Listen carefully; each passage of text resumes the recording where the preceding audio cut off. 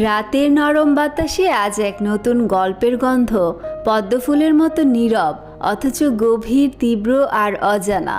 আজ শুরু হতে যাচ্ছে পদ্মমীর, ইলমা বেহরোজের লেখা আমির হাওলাদারের গল্প অবলম্বনে এক প্রেম, প্রতারণা আর নিয়তির রুদ্ধশ্বাস কাহিনী। এতদিন আমরা শুনেছি পদ্মজার কথা, আজ শুনবো আমির হাওলাদারের গল্পটি, যেখানে হয়তো আমরা খুঁজে পাবো আমিরের অনুভূতি, হয়তো হারিয়ে যাব তার জগতে। হ্যালো বন্ধুরা, আমি রোকসানা আছি তোমাদের সাথে। আজ রোকসানাস লাইভ ক্যানভাসে শুরু করছি ইলমা বেহরোজের পদ্মমীর উপন্যাসের প্রথম ও দ্বিতীয় পর্ব। যেহেতু পর্বগুলো একটু ছোট ছোট, তাই দুই পর্ব একসাথে। চলো শুরু করি সেই যাত্রা যেখানে ভালোবাসা আর অভিশাপ পাশাপাশি হাঁটে। পর্ব 1। ভয়াতুর ষোড়শী মেয়েটি কাপা গলায় বলল, কে আপনি? খালি বাড়িতে কেন ঢুকেছেন? কালো ছায়াটি থেকে কোনো জবাব না পেয়ে পুনরায়